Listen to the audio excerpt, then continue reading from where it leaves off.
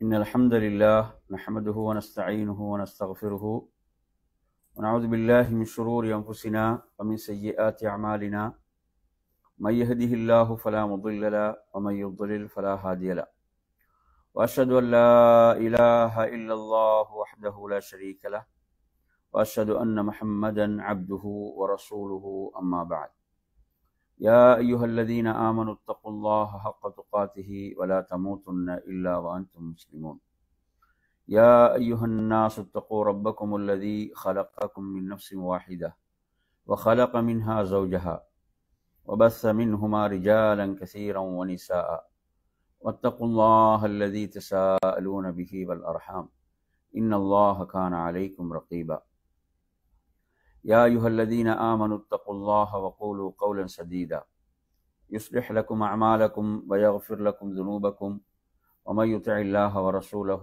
فقد فاز فوزا عظيما فإن أصدق الحديث كتاب الله وخير الهدي هدي محمد صلى الله عليه وسلم وشر الأمور محدثاتها وكل محدثة بدعة وكل بدعة ضلالة وكل ضلالة في النار. அன்பிற்குரிய என் அருமை சகோதரர்களே, தாய்மார்களே, சகோதரிகளே, அஸ்ஸலாமு அலைக்கும் வரஹ்மத்துல்லாஹி வபரகாத்துஹு. இன்றைய நமது மார்க்க வகுப்பிலே நாம் அல் குர்ஆனும் சுன்னாவும் நயவஞ்சகர்களின் முனாஃபிக்குகளின் சில அடையாளங்களை குறிப்பிடுவதை நாம் பார்க்கின்றோம். இந்த அடையாளங்களை பொறுத்தவரையில் ஏன் இங்கு குறிப்பிடப்படுகின்றன என்று சொன்னால், இதில் ஒவ்வொரு முஃமினும் மிக எச்சரிக்கையாக இருக்க வேண்டும். இந்த மோசமான இந்த பண்புகள் என்ன செய்துவிடக்கூடாது, தங்களிடம் வந்துவிடக்கூடாது என்பதற்குத்தான்.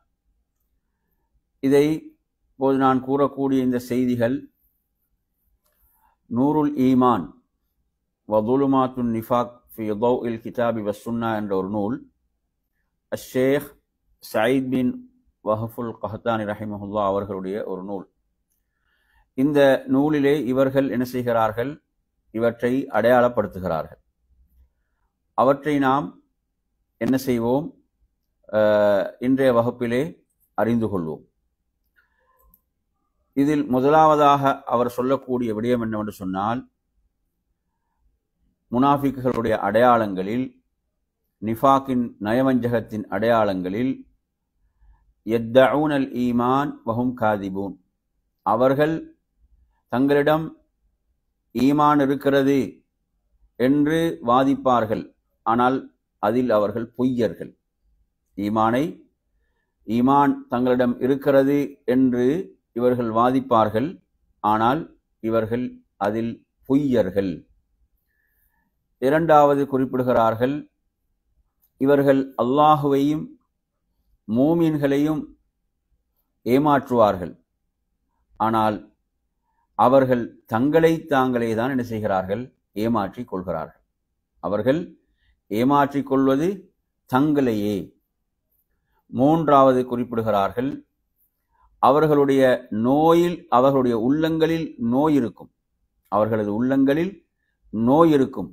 அல்லாஹ் அந்த நோயை இன்னும் என்ன செய்வான், அதிகப்படுத்துவான். அல்லாஹ் அந்த நோயை இன்னும் அதிகப்படுத்துவான். நான்காவது, இவர்கள் நாம் சீர்திருத்தவாதிகள் என்று குறிப்பிடுவார்கள். நாம் சீர்திருத்தத்தை தான் செய்கிறோம் என்று வாதிடுவார்கள், ஆனால் இவர்கள் சீர்குலைப்பவர்கள். இவர்கள் யார்? இவர்கள் சீர்குலைப்பவர்கள், சீர்திருத்துபவர்கள் அல்ல. ஐந்தாவது, இவர்கள் மூமின்களை அறிவீனர்கள் என்று சொல்வார்கள். மூமின்களை பற்றி எப்படி சொல்வார்கள்? மூமின்கள் மூடர்கள், அறிவீனர்கள் என்று கூறக்கூடியவர்களாக இருப்பார்கள். எனவே நாம் இன்று நமது சமுதாயத்தில் கூட சிலர் என்ன செய்கிறாங்க, அதாவது முஸ்லீம்களை பெரும்பாலும் பழித்து கொண்டிருப்பார்கள், முஸ்லீம்களை குறை கூறி கொண்டிருப்பார்கள். இவர்கள் எச்சரிக்கையாக இருக்க வேண்டும். இது முனாஃபிக்குகளுடைய பண்பாக இருக்கிறது. மூமின்களை இவர்கள் மூடர்கள் என்று கூறிக்கொண்டு இருப்பார்கள். ஆறாவது என் அருமை சகோதரர்களே, இவர்கள் மூமின்களை ஏளனம் செய்வார்கள், இன்னும் அவர்களை பரிஹசிப்பார்கள். மூமின்களை ஏளனம் செய்வார்கள், இன்னும் அவர்களை பரிஹசிப்பார்கள். ஏழாவது, இவர்கள் நேர்வழிக்கு பதிலாக வழிகேட்டை விலை கொடுத்து வாங்கியவர்கள். நேர்வழிக்கு பதிலாக வழிகேட்டை இவர்கள் விலை கொடுத்து வாங்குவார்கள். அதே போன்று இவர்களுடைய வார்த்தைகள் என்ன செய்யும்? அழகாக இருக்கும். இவர்களுடைய வார்த்தைகள் எப்படி இருக்கும்? அழகாக இருக்கும். ஆனாலும் என் அருமையான சகோதரர்களே, இவர்கள் எப்படிப்பட்டவர்கள் என்று நாம் பார்க்கின்ற போது, இவர்கள் அதாவது கடுமையான பகைவர்களாக, வார்த்தையை பார்த்தீங்கன்னா வெளிப்படையாக அழகாக இருக்கும், ஆனால் கடும் பகைவர்களாக இவர்கள் மூமின்களுக்கு என்ன செய்வார்கள்? இவர்கள் இருப்பார்கள். அதே போன்று 9வது, அவர்களுடைய உள்ளங்களில் உள்ளவற்றுக்கு அல்லாஹ்வே சாட்சியாக இருக்கிறான். அவர்கள் பொய்யர்கள். அவங்களுடைய உள்ளங்களில் அவர்கள் மறைத்திருப்பது பொய்யை, இதற்கு அல்லாஹ்வே என்ன செய்கிறான்? சாட்சியாக இருக்கிறான். 10வது, இவர்கள் அசத்தியத்துக்காக வாதிடுவதில் திறமைசாலிகள். அசத்தியத்துக்காக தர்க்கிப்பதில், அசத்தியத்துக்காக வாதிடுவதில் இவர்கள் திறமைசாலிகள். 11வது விடயம், இவர்கள் மக்களை விட்டு மறைந்து விட்டால் அசத்தியத்துக்காக போராடுவார்கள். அசத்தியத்தில் போராடுவார்கள். மக்களை விட்டு மறைந்து விட்டால் அசத்தியத்துக்குத்தான் இவர்கள் என்ன செய்வார்கள்? குரல் கொடுப்பார்கள். அசத்தியத்தின் பக்கம் தான் நிற்பார்கள். 12வது, அல்லாஹுவை பயந்து கொள்ளுங்கள் என்று இவர்களுக்கு சொல்லப்பட்டால் இவர்கள் பாவத்தை கண்ணியமாக எடுத்துக் கொள்வார்கள். அல்லாஹுவை பயந்து கொள்ளுங்கள் என்று சொல்லப்பட்டால் இவர்கள் பாவத்தை எப்படி எடுப்பாங்க? கண்ணியமாக எடுப்பார்கள். பாவத்தைத்தான் இவர்கள் கண்ணியமாக பார்ப்பார்கள். 13வது, இவர்கள் நிராகரிப்பாளர்களோடு தான் இருப்பார்கள். இறை மறுப்பாளர்கள் நிராகரிப்பாளர்களைத்தான் சார்ந்திருப்பார்கள். அவர்களுக்குத்தான் உதவி செய்வார்கள். அவர்களுக்குத்தான் பணிவிடை செய்வார்கள். 14வது, குஃபரைத்தான் இவர்கள் கண்ணியமாக பார்ப்பார்கள். குஃபரை கொண்டுதான் கண்ணியத்தை தேடுவார்கள். அந்த குஃப்ரின் மூலம்தான் இவர்கள் உதவியையும் தேடுவார்கள். அந்த குஃப்ரின் மூலம் குஃபார்களிடம், காஃபிர்களிடம் என்ன செய்வார்கள்? கண்ணியத்தையும் உதவியையும் தேடுவார்கள். 15வது, இவர்கள் தொழுகைக்கு நின்றால் சோம்பேறிகளாக நிற்பார்கள். தொழுகைக்கு நின்றால் சோம்பேறிகளாக நிற்பார்கள். 16வது, மக்களுக்கு காண்பிப்பதற்காகவே இவர்கள் தங்களுடைய அமல்களை ஆக்கிக் கொள்வார்கள். தங்களுடைய அமல்களை மக்களுக்கு காண்பிப்பதற்காக, விளம்பரத்துக்காகவே ஆக்கிக் கொள்வார்கள். 17வது, அல்லாஹுவை சொற்பமாகவே அன்றி இவர்கள் நினைவு கூற மாட்டார்கள். அல்லாஹுவை மிக சொற்பமாகத்தான் இவர்கள் நினைவு கூறுவார்கள். 18வது, இவர்கள் காஃபிர்களுக்கும் மூமின்களுக்கும் மத்தியில் தடுமாற்றத்திலே இருப்பார்கள். என்ன செய்வார்கள்? இரண்டு பக்கத்துக்கும் தங்களை என்ன செய்வார்கள்? நாம் உங்களோடுதான் என்று காட்டிக்கொண்டு ஒரு தடுமாற்றமான ஒரு நிலையிலே தான் இவர்கள் இருப்பார்கள்.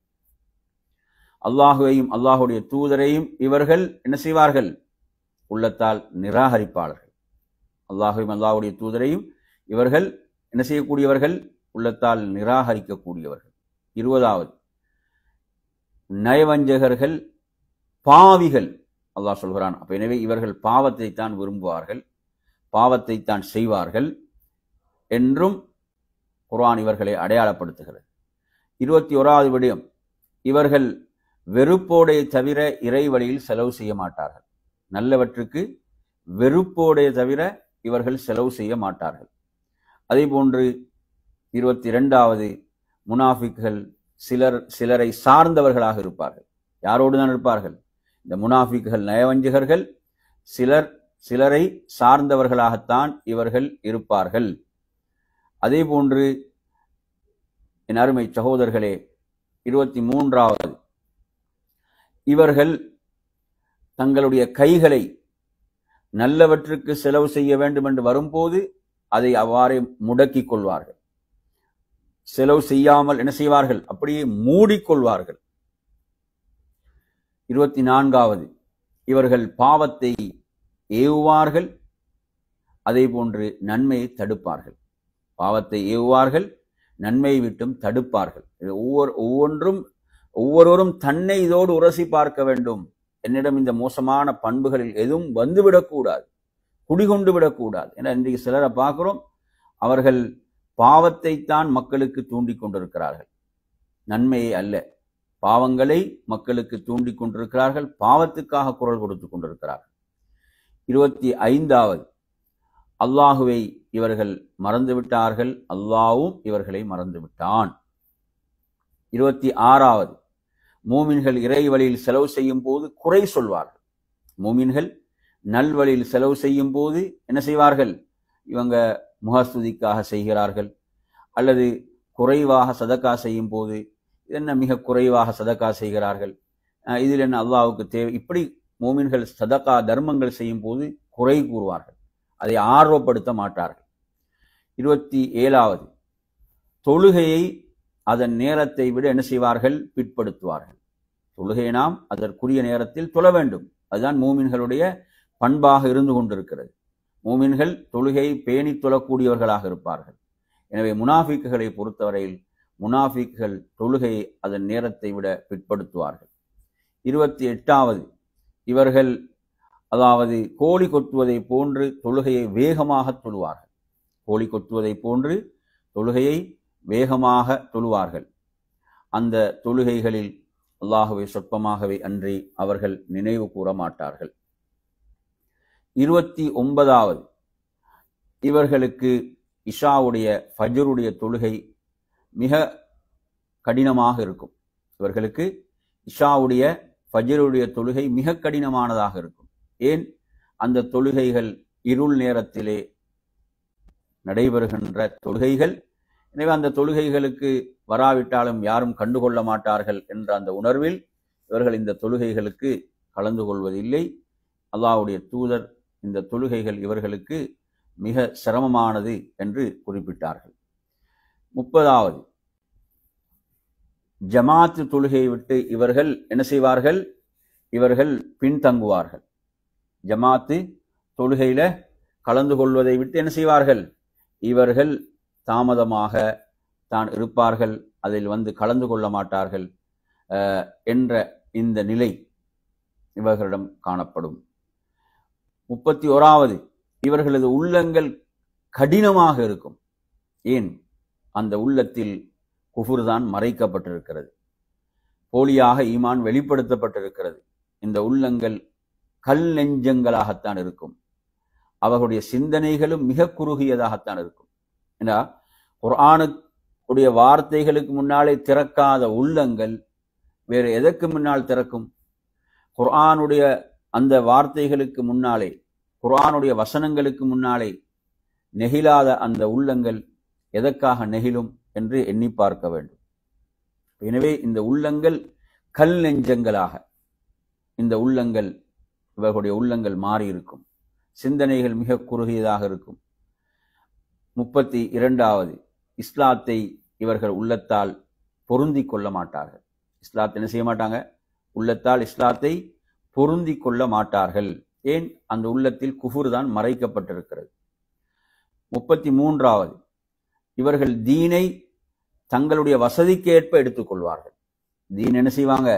தங்களுக்கு லாபம் வருகிறதா தீன் எடுப்பாங்க, தங்களுக்கு ஏதாவது அதில் லாபம் இருக்கிறதா தீனை எடுத்துக்கொள்வார்கள், இல்லையா தீனை விட்டு விடுவார்கள். 34வது, இவர்கள் செய்யாதவற்றை சொல்வார்கள். இவர்கள் செய்யாதவற்றை என்ன செய்வார்கள்? சொல்வார்கள். 35வது, இவர்கள் சமாதானமான நிலைகளில், அமைதியான நிலைகளில் வீரத்தை வெளிப்படுத்துவார்கள். அமைதியான நிலைகளில் வீரத்தை வெளிப்படுத்துவார்கள். ஆனால் போர்கள் என்று வரும்போது இவர்கள் கோழைகளாக மாறிவிடுவார்கள். இவர்கள் கோழைகளாக என்ன செய்வார்கள்? மாறி விடுவார்கள். 36வது, இவர்கள் அல்லாஹுடைய தூதருடைய தீர்ப்பை பொருந்திக் கொள்ள மாட்டார்கள். அந்த தீர்ப்பை அவர்கள் பொருந்தி கொள்ள மாட்டார்கள். அல்லாஹ்விடத்திலும் அல்லாஹ்வுடைய தூதரிடம் தீர்ப்பு தேடி செல்லவும் மாட்டார்கள். அந்த தீர்ப்பை என்ன செய்ய மாட்டார்கள், இவர்கள் பொருந்தி கொள்ளவும் மாட்டார்கள்.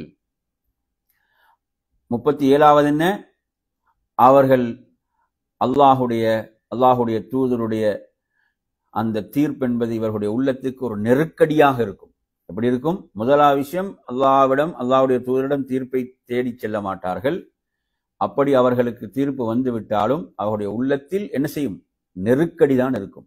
அந்த தீர்ப்பை பொருந்தி கொள்ளக்கூடிய மனோநிலை அவர்களுக்கு இருக்காது.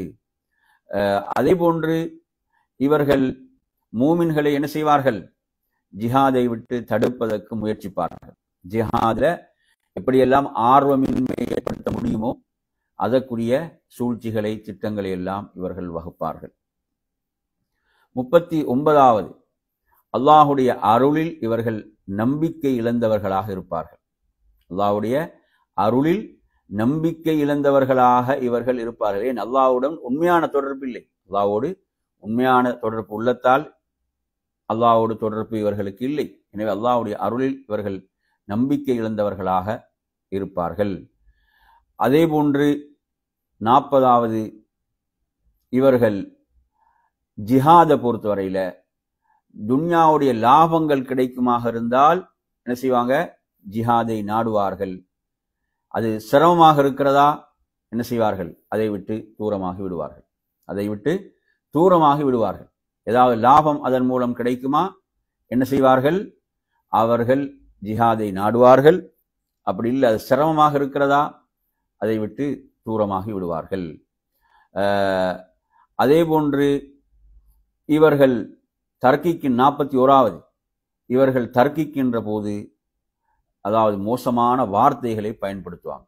ஏதாவது ஒரு பிரச்சனை வந்து ஒரு தர்க்கம், வாய் தர்க்கம் ஏற்படுதுன்னு வைங்க, இப்படி வருகின்ற போது இவர்கள் மோசமான வார்த்தைகளை பயன்படுத்துவாங்க. நாங்கள் பார்க்குறோமா இல்லையா? அப்போ எனவே சிலரை பார்க்குறோம், ஏதாவது ஒரு பிரச்சனை வந்துவிட்டால் மிக மோசமான, கேட்க முடியாத வார்த்தைகள், அசிங்கமான வார்த்தைகளை பயன்படுத்துவாங்க. இது வந்து முனாஃபிக்குடைய பண்பாக இருக்கிறது, இது நிஃபாக்குடைய பண்பாக இருந்து கொண்டிருக்கிறது. 42வது, இவர்கள் மறைமுகமாக என்ன செய்வார்கள், இஸ்லாத்தையும் முஸ்லீம்களையும் எதிர்ப்பார்கள், சூழ்ச்சி செய்வார்கள். இவர்கள் மறைமுகமாக என்ன செய்வார்கள், இஸ்லாத்துக்கும் முஸ்லீம்களுக்கும் எதிராக இவர்கள் போர் செய்யக்கூடியவர்கள். அதனால தான் அல்லாஹு தஆலா குர்ஆன்ல சொல்லும் போது ஃபஹ்தரூஹும், இவர்கள் விஷயத்தில் எச்சரிக்கையாக இருங்கள் என்று அல்லாஹு தஆலா சொல்கிறான். ஏன்? முஸ்லிம் சமூகத்தோடு இரண்டரை கலந்து இருக்கக்கூடியவர்கள் இல்லையா? முஸ்லிம் சமூகத்தோடு இரண்டரை கலந்து இருந்து கொண்டு முஸ்லிம் சமுதாயத்துக்கு எதிராக குளிபறிப்பார்கள், இஸ்லாத்துக்கு எதிராக செயல்படுவார்கள், மிக ஆபத்தானவர்கள் என்பதை நாம் புரிந்து கொள்ள வேண்டும். 43வது, இவர்கள் தங்களுடைய சுயநலன், இதற்காகத்தான் இவர்கள் செயல்படுவார்கள். தங்களுடைய சுயநலனுக்காக, சுயநலன் இருக்கிறதா அதில் கவனம் எடுப்பார்கள், சுயநலம் அதில் இருக்கிறதா அதில் கவனம் எடுப்பார்கள். இல்லையா, அதை விட்டு மார்க்கத்துக்கோ முஸ்லீம்களுக்கோ நன்மை என்று இவர்கள் பார்க்க மாட்டார்கள். தங்களுக்கு அதில் ஒரு நன்மை இருந்தால் அதில் கவனம் செலுத்துவார்கள். 44வது, இவர்கள் உண்மையான உலமாக்கள், மார்க்க அறிஞர்களை இவர்கள் தூற்றுவார்கள், அவர்களுக்கு பொய்களை அள்ளி வீசுவார்கள். அதே போன்று உண்மைகளை மாற்றுவார்கள், உண்மைகளை என்ன செய்வாங்க, மாற்றி தங்களுக்கு சாதகமாக இவர்கள் என்ன செய்வார்கள், ஆக்கிக் கொள்வார்கள். ஏன்னா இப்போ உலமாக்களை நீங்க எடுத்தீங்கன்னா, உலமாக்களை விட்டு மக்களை தூரப்படுத்தினால் மக்கள் எங்கு செல்வார்கள், வழிகேடர்களை நோக்கித்தான் செல்வார்கள். மக்களை உண்மையான உலமாக்களிடமிருந்து மக்களை தூரப்படுத்தினால், எப்படியெல்லாம் அந்த உலமாக்கள் மீது பொய்களை அவதூறுகளை அள்ளி வீசி அவர்களை, அந்த மக்களை உலமாக்களை விட்டு தூரப்படுத்தினால் என்ன செய்வாங்க, மார்க்கத்தில் அவர்கள் வழிகட்டு போவார்கள். இதுக்கு எப்படியெல்லாம் பொய்களை ஜோடிக்க முடியுமோ, அலங்கரிக்க முடியுமோ அதையெல்லாம் இவர்கள் செய்வார்கள். அருமையான சகோதரர்களை, சாதாரண ஒரு விஷயம் அல்ல. அதே போன்று 45வது நீங்க எடுத்தீங்கன்னு சொன்னா, இவர்கள் இஸ்லாத்தின் மீது என்ன செய்வார்கள், சந்தேகங்களை ஏற்படுத்தி கொண்டே இருப்பார்கள். மக்களை இஸ்லாத்தை விட்டு இஸ்லாத்தின் நுழைவதை விட்டு தடுப்பதற்காக என்ன செய்வார்கள், இஸ்லாம் தொடர்பான சந்தேகங்களை இவர்கள் ஏற்படுத்தி கொண்டே இருப்பார்கள். குர்ஆனின் மீது வேண்டுமா, ஹதீஸின் மீது வேண்டுமா, இப்படி சந்தேகங்களை இவர்கள் சுபஹாத்துக்களை உருவாக்கி கொண்டே இருப்பார்கள். மக்கள் இந்த தீன்ல நுழைந்துவிடக் கூடாது என்பதற்காக, அதே போன்று முஸ்லீம்களையும் அதிலிருந்து என்ன செய்வதற்காக, வெளியேற்றுவதற்காக.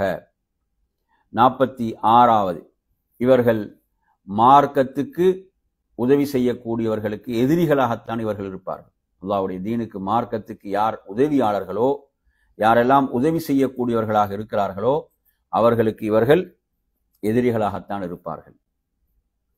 47வது, இவர்கள் பேசினால் பொய்யை பேசுவார்கள். தங்களுடைய பேச்சில் என்ன இருக்கும், பொய் தான் இருக்கும், பொய்யைத்தான் பேசுவார்கள். ஏன், இவர்கள் அல்லாஹ்வின் மீதோ மறுமையின் மீதோ உண்மையாக நம்பிக்கை கொண்ட ஒரு சமூகம் அல்ல.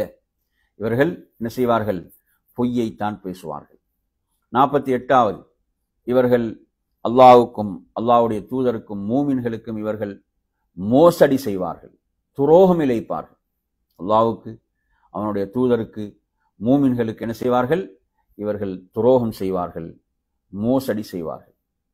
49வது, இவர்கள் வாக்குறுதியை மீறுவார்கள். இவர்கள் வாக்குறுதி என்ன செய்வார்கள், மீறுவார்கள்.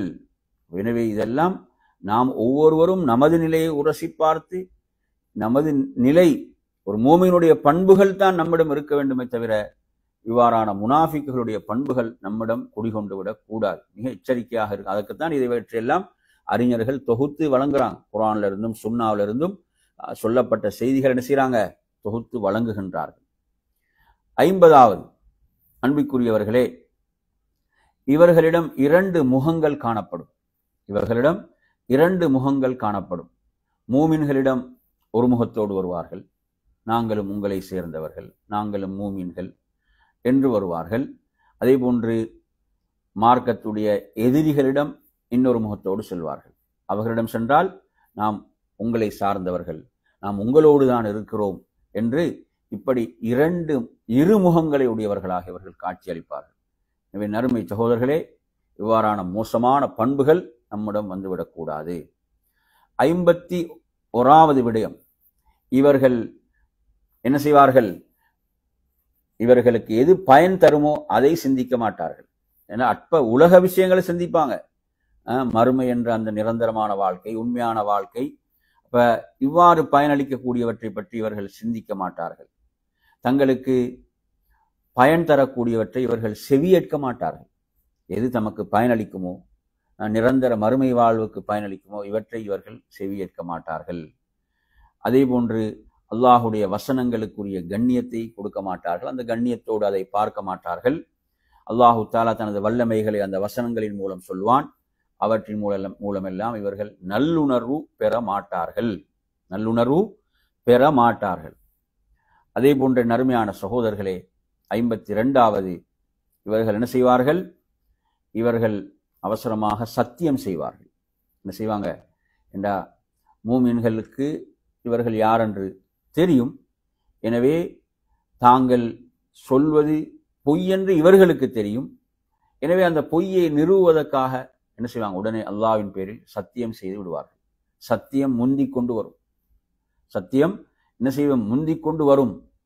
எனவே நறுமையான சகோதரர்களே, எனவே இதை நாம் நன்றாக புரிந்து கொள்ள வேண்டும். எதற்காக இவர்களுடைய சத்தியம், இவர்கள் சொல்லக்கூடிய அந்த பொய்யை நிறுவுவதற்காக அல்லாஹ்வின் பேரில் இவர்கள் சத்தியம் செய்வதற்கு எந்த அச்சமுமின்றி துணிவார்கள்.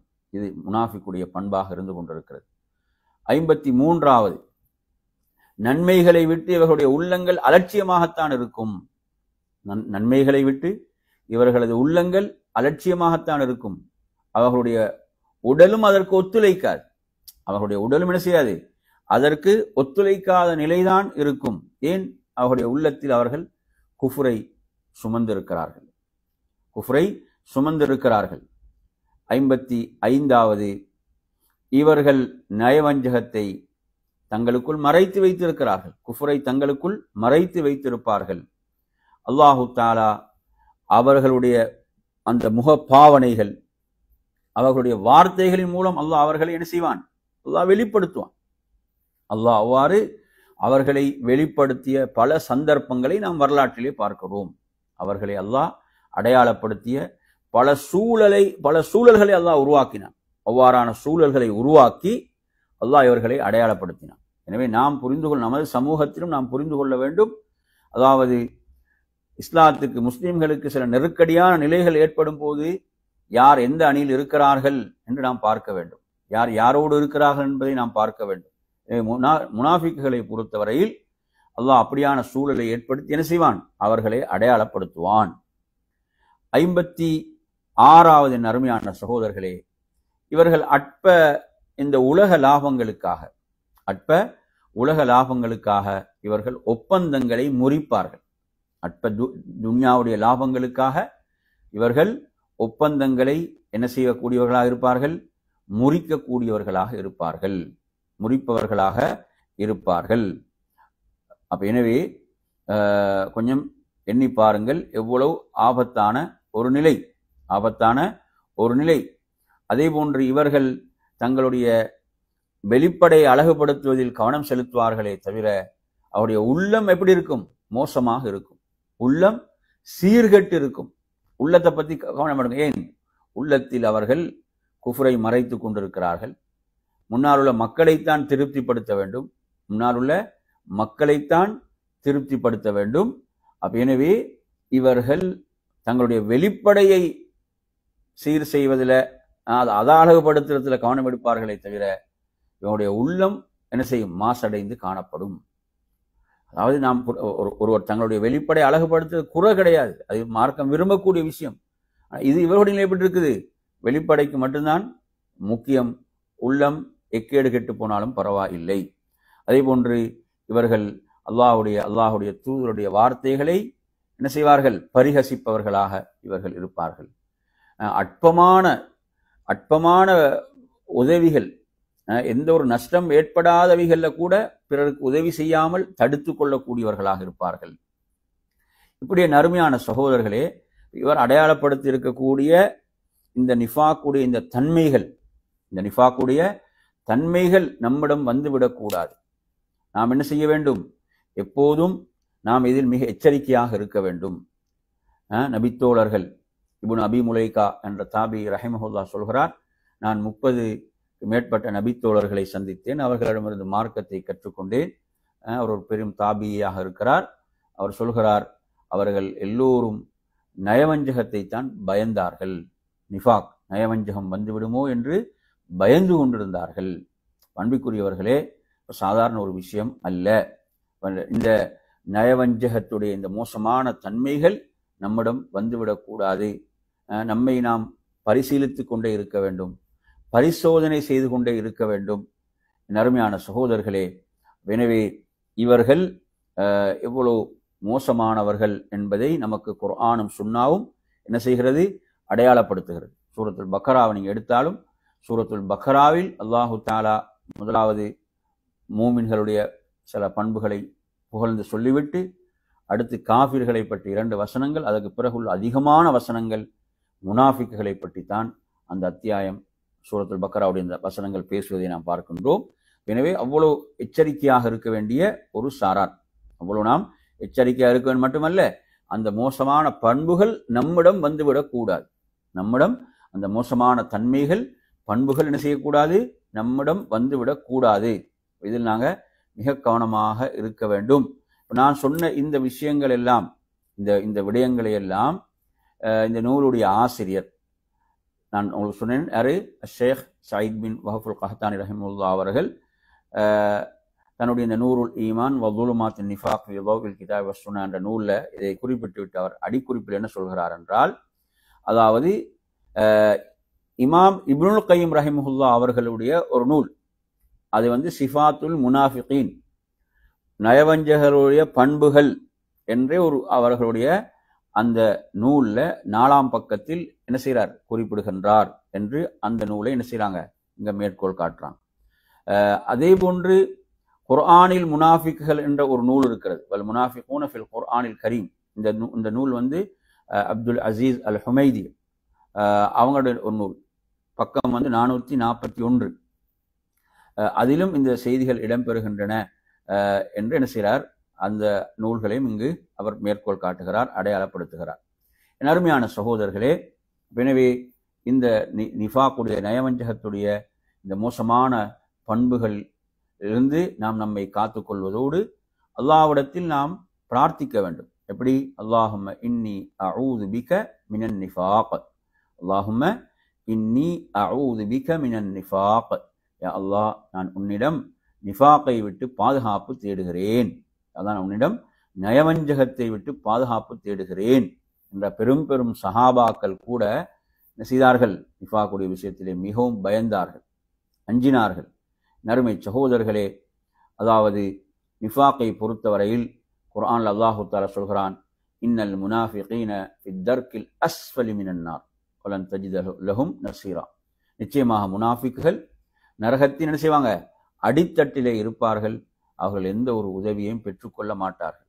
இப்போ நாம் இங்கே சொல்லக்கூடிய நிஃபாக் என்பது என்ன? நிஃபாக்குல் அக்பர் என்ன? பெரும் நிஃபாக், உள்ளத்திலே குஃப்ரை மறைத்து கொண்டு ஈமானை போலியாக வெளிப்படுத்துவது. சில நேரங்களில் நிஃபாக்குடைய சில செயல்பாடுகள் என்ன செய்யும்? மூமின்களிடம் வெளிப்படும்.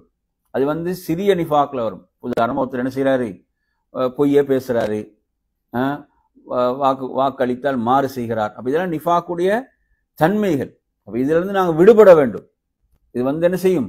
ஒருவன் அலட்சியமாக தொடர்ந்து அதில் இருக்கும்போது அல்லாஹ் பாதுகாக்க அவனை என்ன செஞ்சிடும்? பெரிய நிஃபாக் கூட அது கொண்டு போய் சேர்த்து விடும். எனவே அதனால இதை நாங்கள் வேறுபடுத்தி புரிந்து கொள்ள வேண்டும்.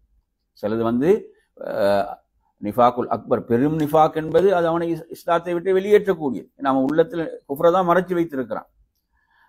அதே போன்று செயல்களில் வரக்கூடிய சில நிஃபாக்குகள் இருக்கின்றன. அது சிறிய நிஃபாக்ல வரும். அது சில நேரங்களில் முஸ்லீம்களிடம் அது என்ன செய்யும்? தலை தூக்கும், எட்டி பார்க்கும். உடனே அவர்கள் என்ன செய்யணும்? அதிலிருந்து விலகி கொள்ள வேண்டும். அல்லாஹ்விடத்தில் தௌபா செய்து அவ்வாறான மோசமான பண்புகள் தங்களை காத்து கொள்ள வேண்டும் என்பது இங்கு கவனிக்க வேண்டிய ஒரு முக்கியமான விடயமாக இருந்து கொண்டிருக்கிறது. எனவே அன்பிற்குரியவர்களே, நாம் நிஃபாக்கை அதிகம் அதிகம் பயப்பட வேண்டும், அஞ்ச வேண்டும். அதே போன்று நாம் அல்லாஹ்விடத்திலே அந்த நிஃபாக்கை விட்டு நாம் பாதுகாப்பு தேட வேண்டும். அதற்கு உரிய ஒரு துஆ தான் அல்லாஹும்ம இன்னி அஊது பிக மினன் நிஃபாக். அன்பிற்குரியவர்களே, இன்றைய வகுப்பை இத்தோடு நிறைவு செய்து கொள்வோம். அல்லாஹ் உங்கள் அனைவர்களுக்கும் அருள் செய்ய போதுமானவன். வாஹிரு தஅவானா அல்ஹம்துலில்லாஹி ரப்பில் ஆலமீன். அஸ்ஸலாமு அலைக்கும் வரஹ்மத்துல்லாஹி வபரகாத்துஹு.